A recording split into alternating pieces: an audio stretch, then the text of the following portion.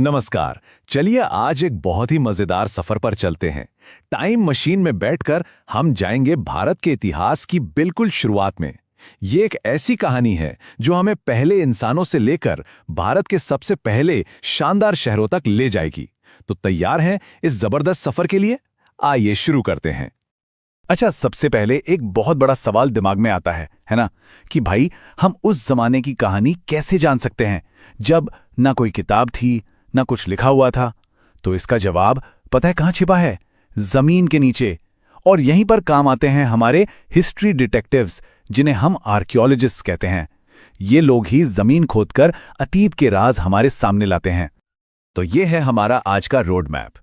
हम सबसे पहले समझेंगे कि इतिहास होता क्या है, फिर चलेंगे लंबे पाषाण युग में, उसके बाद देखेंगे धातु युगों का कमाल, फिर भारत के पहले शहर हड़प्पा की सैर करेंगे और जानेंगे कि कैसे वो सभ्यता अचानक खत्म हो गई, और आखिर में सब कुछ फटाफट रिवाइज करेंगे।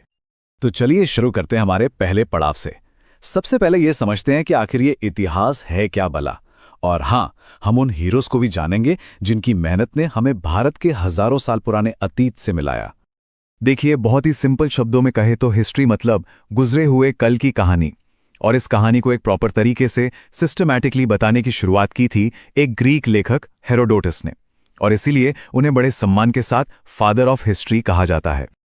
अब बात करते हैं भारत की। तो हमारे देश के अतीत को समझने में इन दो लोगों का योगदान जबरदस्त है। पहले हैं रॉबर्ट ब्रूस फूट। ये वो पहले इंसान थे जिन्होंने 1863 में भारत में स्टोन एज यानी पत्थर के जमाने का पहला सबूत खोजा। और फिर आए सर अलेक्जेंडर कनिंघम, जिन्होंने इस काम को एक साइंटिफिक तरीके से आगे बढ़ाया। इसीलिए उन्हें फादर ऑफ इंडियन आर्कियोलॉजी भी कहते हैं। चलिए अब हम चलते हैं उस दौर में जब इंसानों ने पहली बार इस धरती पर जीना सीखा था। ये कोई 100-200 साल की नहीं, बल्कि लाखों साल लंबी कहानी है, जिसे हम कहते हैं पाषाण युग।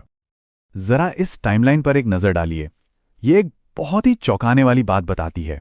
आप देखिए, जो पहला दौर है पैलियोलिथिक एज, वो कितना लंबा चला, लगभग 20 लाख साल। और उसके बाद के दौर देखिए कितनी तेजी से आए और गए। इसका सीधा सा मतलब ये है कि इंसानों ने बहुत बहुत लंबे समय तक एक ही तरह की जिंदगी गुजारी थी। तो आखिर वो सबसे बड़ा बदलाव था क्या? वो था एक शिकारी से किसान बनने का सफर। सोचिए, जो इंसान हजारों सालों से खाने के लिए भटक रहा था, उसने एक जगह टिककर खेती करना सीख लिया। ये एक रेवोल्यूशनरी स्टेप था। और इसी बीच आग और पहिए जैसी खोजों ने तो जैसे इस बदलाव को पंख लगा दिए। अच्छा, इन दो बड़े युगों के बीच में एक छोटा सा लेकिन बहुत इंपॉर्टेंट ट्रांजिशनल फेज भी था, मीसोलिथिक एज। ये वो वक्त था जब इंसानों और जानवरों के बीच एक नई दोस्ती की शुरुआत हुई।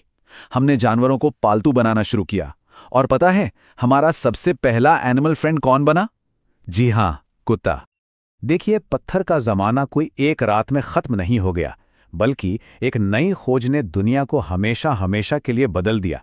और वो खोज थी मेटल यानी धातु की। और यहीं से शुरू हुआ एक नया अध्याय, धातु युग। ये तरक्की भी स्टेप बाय स्टेप हुई। सबसे पहले इंसानों ने खोजा तांबा यानी कॉपर, जो पहली इस्तेमाल की गई धातु थी।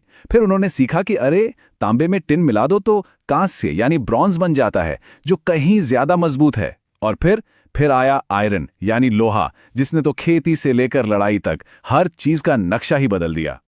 और इसी कांस्य यानी ब्रॉन्ज के इस्तेमाल ने भारत की पहली महान सभ्यता को जन्म दिया।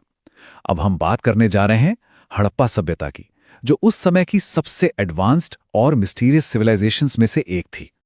ये सोचने में भी ताज्जुब होता है ना, कि आज से 4,500 साल पहले कोई शहर इतना ज्यादा एडवांस्ड, इतना वेल प्लान्ड कैसे हो सकता था। चलिए देखते हैं कि क्या खास था इन शहरों में। तो ये कुछ क्विक फैक्ट्स हैं इस सभ्यता के बारे में। ये ब्रॉन्ज एज की सभ्यता थी, यानी ये लोग कांसे का इस्तेमाल करते थे। ये भारत की पहली अर्बन सिविलाइजेशन थी। इनका ट्रेड मेसोपोटामिया और इजिप्ट जैसी दूर दूर की सभ्यताओं से था। और हाँ, एक बहुत ही मजेदार बात, पूरी दुनिया में सबसे पहले कपास उगाने वाले यही लोग थे। अब जरा इनकी सिटी प्लानिंग देखिए, मतलब कमाल ही था। शहर को 2 हिस्सों में बांटा गया था।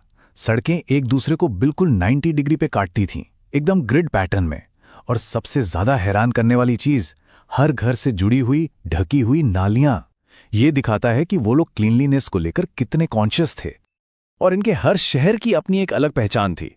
जैसे मोहेंजोदारो में मिला द ग्रेट बाथ, एक बहुत बड़ा तालाब। लोथल में मिला दुनिया का सबसे पुराना डॉकयार्ड यानी बंदरगाह, जो इनके सी ट्रेड का पक्का सबूत है। और कालीबंगान में तो जुते हुए खेत के निशान मिले हैं, मतलब वे खेती में भी एक्सपर्ट थे। लेकिन अब आता है सबसे बड़ा सवाल, अगर ये सभ्यता इतनी एडवांस थी, इतनी तरक्की कर चुकी थी, तो फिर अचानक ये खत्म कैसे हो गई? ये हमें इतिहास के एक बहुत बड़े रहस्य की तरफ ले जाता है। हुआ ये कि लगभग 1750 बीसीई के आसपास ये शानदार शहर वीरान होने लगे, लोग इन्हें छोड़कर चले गए। पर सवाल ये है कि आखिर सब लोग गए कहाँ?